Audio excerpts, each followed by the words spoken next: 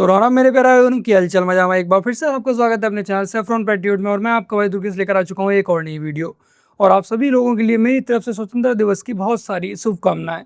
हम देशभक्तों को तो आज़ादी मिल गई, लेकिन कुछ हरामखोर जो बांग्लादेश ले चुके हैं, पाकिस्तान ले चुके हैं, वो आज भी हमारे देश में आज़ादी आज़ादी आज़ादी मांग रहे हैं। बता क्या हुआ? मुझे आतंकवादी को मारना है। अब आतंकवादी कहाँ से लाऊं तेरे लिए मैं?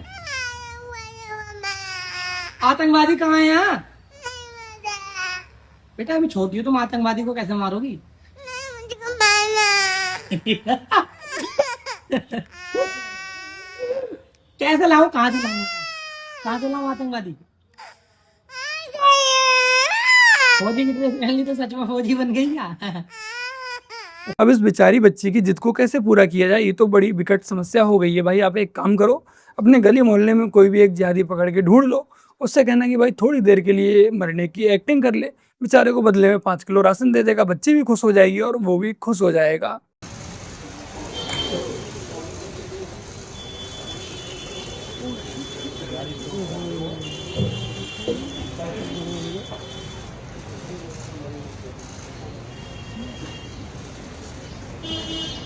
चाहे 15 अगस्त हो या फिर 26 जनवरी, और कांग्रेस वाले तिरंगे का अपमान ना करें, ऐसा कैसे संभव हो सकता है? गांधी जी ने कहा अहिंसा परमो धर्मा। उसके बारे में बात ना करिए, हम अपने देश के बारे में बात करें बस। अपने देश के ही है गांधी। हाँ पता है मुझे। हाँ ठीक है, वो आप अपनी जगह रखिए उसको। मैं सुभाष चंद्र बोस वाला हूँ, है ना। मैं आजादी में सुभाष चंद्र वाले हैं, आजाद हिंद फौज वाले हैं हम गांधीवादी नहीं हैं जो एक ताल में चमाचा खाए दूसरा आगे कर दे। मैं तो 10 और मारूं। देखो, हमारे इस देश के लिए गांधी ने आज़ादी दिलाई, नेहरू ने आज़ादी दिलाई, कांग्रेस ने आज़ादी दिलाई। बाकी के जो लोग थे वो तो बस घास छील रहे थे। कांग्रेस ने सदियों से हमारी पीढ़ियों के लिए यही पढ़ाया, लेकिन जो आज का देश है वो बदल चुका, वो सच जानता है। तो आइए देखते हैं कि असली फ्रीडम फाइटर कौन थे। देश की आजादी में 1857 में पहली गोली चलाई मंगल पांडे ने, सेना बनाई सुभाष चंद्र बोस ने, लाठियां खाई लाला लाजपत राय ने, काला पानी हुआ वीर सावरकर को, गोलियां खाई चंद्रशेखर आजाद ने, फांसी लगी राजगुरु सुखदेव, भगत सिंह और रामप्रसाद बिस्मिल को, क्रांतिकारियों को प्रेरणा दी महर्षि दयानंद ने, हिंदुओं की लाखों लाख घर वापसी कराई स्वामी श्रद्धानंद ने। और हमने क्या कहा? दे दी हमें आजादी बिना खड़क बिना ढाल, साबरमती के संत दूहे कर दिया कमाल। अरे कितने चढ़े फांसी पर, कितनों ने गोलियां खाई थी, क्यों झूठ बोलते हो साहब, चरखे से आजादी आई।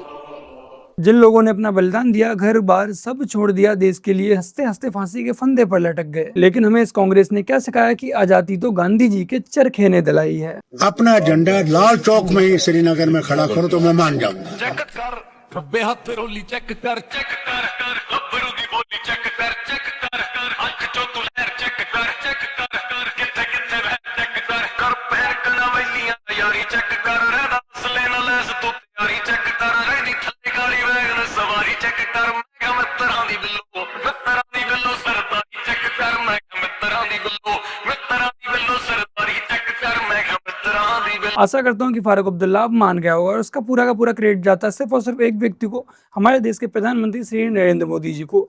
जब नरेंद्र मोदी जी इस देश के प्रधानमंत्री नहीं थे, उस समय पर भी कश्मीर के लाल चौक पर जाकर मोदी जी ने तिरंगा फहराया था। बाकी का आज मोदी जी ने लाल किले से एक बहुत ही बड़ा ऐलान किया है जो कि छात्रों के हित में है, तो आइए उसे भी सुन लेते हैं।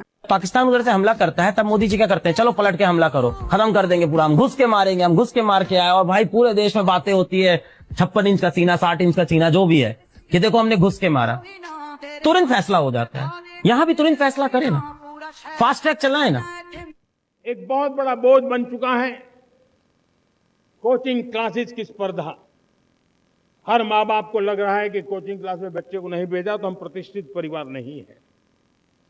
इन गरीब और मिडिल क्लास परिवारों की हम चिंता करते हुए हजारों करोड़ रुपए का उनका खर्च है वो भी बचे, बेटे भी अपने आसपास रह सके, उनकी देखभाल हो सके, परिवार पर आर्थिक बोझ ना आए। और इसलिए हमने युवाओं के लिए विभिन्न परीक्षाओं की फ्री ऑनलाइन कोचिंग हमने करने का निर्णय किया है। डिजिटल पब्लिक इंफ्रास्ट्रक्चर है, हमारे पास उत्तम टैलेंट है, टीचर्स हैं, उन संसाधनों को जोड़ करके हम देश के नौजवानों को फ्री कोचिंग देने का एक पूरा नेटवर्क हम खड़ा करने वाले हैं। मेरे प्यारे देशवासी, देखो ये जो अलख पांडे ये खान गैंग का ही मेंबर है। जब ये खान वाली कंट्रोवर्सी चल रही थी उस समय पर इसने खान की जो पीआर थी उसकी छवि बनाने के लिए इसने बहुत ही ज्यादा योगदान दिया था बैकग्राउंड में रहते हुए। लेकिन अब आशा करता हूँ कि मोदी जी ने जो इसकी इच्छा थी वो पूरी कर दी होगी। अब मोदी जी का जो नेक्स्ट टारगेट है वो इन कोचिंग माफियाओं का धंधा बंद करने का है। और कर लो मोदी जी को लेकर फालतू की बकलोली। बाकी का ही आप लोगों को हमारे देश के विपक्षी नेताओं की कुछ पुरानी वीडियोस दिखाता हूँ जो वो सपने दिन में खुली हुई आंखों से जागते हुए देखते हैं, जो कि कभी भी पूरे नहीं होने वाले। इनके खिलाफ मतदान होगा। ये अब लाल किले का आखिरी भाषण था। फिर कोई पूछे मेरे को, क्या मोदी जी तो ऐसा बोल रहे हैं झंडा फिर से अपने लाल किले पे चढ़ाएं। मैं बोला ठीक है, वो जो बोले हैं झंडा तो जरूर फैलाएंगे, लेकिन उनके घर के ऊपर फैलाएंगे। सर मोदी जी अगला बार फहरा पाएंगे? नहीं फहरा पाए, अंतिम है उनका। শ্রদ্ধেয় মোদি বাবু শেষ ভাষণ করে आगामी दिन लाल किल्लाয় टीम इंडिया माठे नामবে। मुझे लगता है कि प्रधानमंत्री जी की लाल किले पे ये आखिरी स्पीच है। 2024 में लाल किले से तिरंगा फहराएंगे इंडिया अलायंस के प्रधान।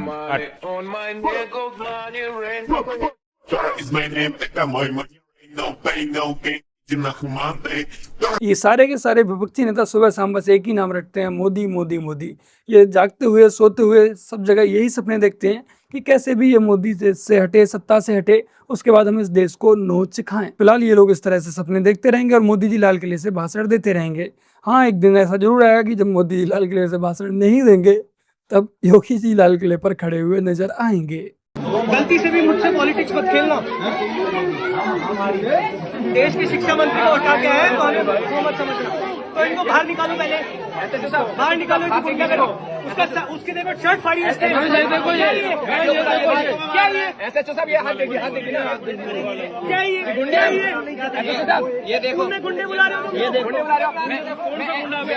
पता नहीं तुम लोगों को क्या ये क्या उसकी शर्ट कैसे फाड़ी उसने? ये देखो, आइडेंटिफाई कर ले, ये देखो, आइडेंटिफाई को बाहर भेजो और एफआईआर करो अभी के अभी। और पुलिस फोर्स लगाओ यहाँ पे, पुलिस फोर्स लगाओ यहाँ पे। अगर अब किसी को भी टच किया, बच्चों को परेशान किया किसी ने, बच्चों को कोई नहीं कर रहा, क्या किया ये? क्या किया बेटा? आराम से क्या किया? उसकी शर्ट कैसे फाड़ी? आराम से बैठे, उसकी शर्ट कैसे फाड़ी? इसके हाथ पे कैसे मारा? बच्चे आराम से बैठे, इसके हाथ पे कैसे मारा? मैं कह रहा हूँ बच्चे आराम से बैठे, इसके हाथ पे कैसे मारा? अरे बच्चे इसके हाथ पे कैसे मारा? ये बच्चे नहीं है, पकड़ के नहीं रहे हो। अब किसको कौन कर रहा है? अरे किसको? अरे आप दिखा रहे ना,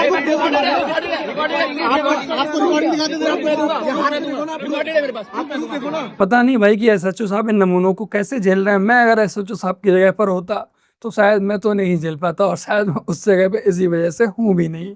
लेकिन आप लोग देख सकते हैं कि इनका मनोबल कितना बढ़ चुका है। इन्हें लग रहा है कि हमने धर्मेंद्र प्रधान का इस्तीफा ले लिया है तो हम इस देश के प्रधानमंत्री बन गए हैं।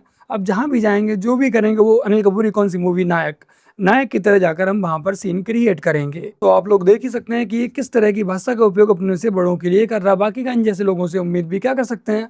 जो मोदी जी को जो गालियाँ दी जा रही हैं गंदी गंदी उनकी माता के लिए, उनके लिए, ये तो उनका भी सपोर्ट कर रहे हैं। भाई साहब 27 से मोदी को वोट दोगे आप? बिल्कुल देंगे।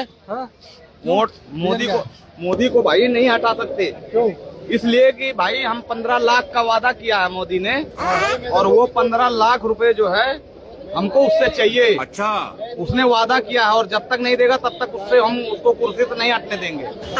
हाँ, और रह गई बात राहुल गांधी की, राहुल गांधी ने बोला था कि जो है हम आलू से सोना बनाएंगे। तो 3 बोरा आलू जमा कर रखे उसके पास। तो जब तक हमारा आलू सोना नहीं बनाएगा तब तक उसको हम प्रधानमंत्री नहीं बनने देंगे। और मोदी को हटने नहीं देंगे, क्योंकि जब तक 15 लाख हो आएगा नहीं तब तक हम नहीं हटने देंगे। भाई आप क्या कहना चाहोगे? भाई ऐसा है, दारू का रेट कम होगा तो मोदी को वोट देंगे, नहीं तो केजरीवाल भाई दूंगा, 1 पर 1 फ्री देता है। क्या लगता है केजरीवाल दारू बांटेगा? हाँ हाँ, तुम्हारे लिए बांटेगा दारू? सबके लिए बांटेगा। अभी एक बार बांटा तो 6 महीने जेल काटा। हाँ, अब की बार बांटेगा तो 24 बांटेगा तो क्यों पता नहीं लगेगा वो है कि है भी नहीं। ये तो चीटिंग है। लेकिन वैसे जब तक हम मोदी जी 15 लाख रुपए नहीं देंगे, वोट देना पड़ेगा, ना चाहते हुए भी मजबूरी में देना पड़ेगा। पता लगे मोदी सत्ता से हट जाए, उसके बाद कहें कि मैं तो भाई अगले टर्म में 15 लाख रुपए देने वाला ही था, बट तुम लोगों ने हमें सत्ता से हटा दिया, 15 लाख रुपए हम कहाँ से दे पाएंगे। तो देखो भाई 15 लाख रुपए की बात है, कोई छोटी रकम नहीं होती है। तो हम लोग मोदी जी को हटाने का रिस्क नहीं ले सकते हैं, पता नहीं कब किस दिन अकाउंट में 15 लाख रुपए आ जाएं। बाकी हाँ, मोदी जी से आग्रह है कि भाई शराबी समाज है उसकी भी कोई सुन लो, उसकी कभी भी कोई नहीं सुनता। तो मोदी जी आप भी एक के साथ एक फ्री करवा ही दो। कन्वर्जन भी होने वाला था, मेरे सुनने में आया था। छोड़ो यार, क्या ही बोलना है। मैं सीरियसली ऐसा हुआ था कन्वर्जन। एक रात ऐसा इंसिडेंट हुआ कि मुझे बोला गया कि ये चीज तुम नहीं कर सकते इसके बाद, एंड आई स्वेयर मैंने अपने मुंह से ये बात बोली। उससे पहले मुझे 4 धाम सारे मंदिर पूरे करनी, क्योंकि फिर मैं कभी नहीं मिल पाऊंगी। अच्छा, कि जैसे मैं अलविदा बोल रही हूँ। फिर एक दिन मेरे को सवाल आया कि मुझे दफनाया जाएगा या जलाया जाएगा। अरे बाप रे, तब था मेरा टर्निंग पॉइंट। फिर मैंने यात्राएं शुरू करी। टफेस्ट ट्रैक इंडिया का, डेडलीस्ट ट्रैक जो है, क्या है हमारा, वो किन्नौर कैलाश। एंजाइटी डिप्रेशन में थी, मेरा एक ही मकसद था, मिलके तो तुम्हें जाऊंगी मैं। वहां जब मैं पहुंची तो मैं रोई, इतना रोई, मेरी हार्ट बीट तेज हो गई। तो वो बोलते हैं कि तूने मुझे बोला था मैं तेरे जोगा, मैं भी तेरे जोगा, भगवान निकालने आता है। तो देखो यही है इस्लाम की हकीकत। यहाँ प्यार मोहब्बत सब लंबी लंबी बातें सब पीछे छूट जाती हैं जब ये देखते हैं कि लड़की इनके चुंगल में फंस चुकी है। उसके बाद ये लोग अपना जो असली गेम होता है वो स्टार्ट करते हैं। लेकिन इस सब में सबसे बड़ी समस्या ये है कि अगर कोई लड़की इनके चुंगल में फंस रही है, जो कि हम जैसे लोग जानते हैं, आप लोग भी जो हमारी वीडियोस को कंटिन्यू देखते हैं, और इन जैसी लड़कियों को हम कितना भी समझाएं उस टाइम इन्हें समझ नहीं आता। ये बोलते हैं कि आप लोग तो समाज में नफरत फैलाते हो, आप लोग फालतू का भेदभाव करते हो, मेरा अब्दुल ऐसा नहीं है। लेकिन अंततः वही होता है जो हम इन्हें पहले समझा रहे होते हैं। खैर मैं इतना ही कहूँगा, ठीक है जो हुआ अच्छा हुआ, कम से कम फ्रीज में और सूटकेस में जाने से तो बच ही गई। राष्ट्र का कार्य क्यों करना है? क्योंकि राष्ट्र का कार्य करना है, इसलिए करना है। इसमें मैं मेरा कुछ नहीं है। ये निष्कामता जब आएगी तब चित्त शुद्धि होने लगेगी। हमारे लिए और कोई पूजा पाठ तीर्थ यात्रा में जाना जरूरी नहीं है। इस राष्ट्र की सेवा ही यह ईश्वर का कार्य है। तो बस मेरे प्यारे भाई बहनों, आज की अपने इस वीडियो में इतना ही। वीडियो को लाइक शेयर कमेंट और अपने इस चैनल को सब्सक्राइब ऐसे कर लीजिएगा। बाकी की मेरी वीडियो भी कुछ दिनों से थोड़ा लेट आ रही है भाई, तो उसके लिए मैं माफ़ी चाहूँगा। कोशिश यही रहेगी वीडियो जल्दी से जल्दी ला पाऊँ, बट थोड़ा समय नहीं मिल पा रहा है। चलिए फिर मिलते हैं एक और नई वीडियो के साथ। तब तक के लिए जय हिंद, वंदे मातरम, जय श्री राम। रहने की जरूरत है। वर्षों तक देश की सत्ता में माओवादी सोच के लोग गलियारों में अपनी जगह बना करके बैठे थे। सरकारी कमेटियों में सलाहकार के रूप में भी ये माओवादी सोच ने नीतियों को प्रभावित किया था। मेरे प्यारे देशवासियों, जंगलों में हमें हथियारी नक्सलों का खात्मा बुलाने में, उस संकट से देश को मुक्त कराने में सफलता मिली है। लेकिन हथियारी नक्सल तो गए, लेकिन दिमागी नक्सल, ये दिमागी नक्सल मौके की तलाश में है। हिंसा अराजकता के वो रास्ते खोज रहे हैं, समाज को गलत राह पर घसीटने के लिए भांति भांति के दांव कर रहे हैं। इन दिमागी नक्सलियों को पहचानना होगा, इन दिमागी नक्सलियों को आइसोलेट करना होगा।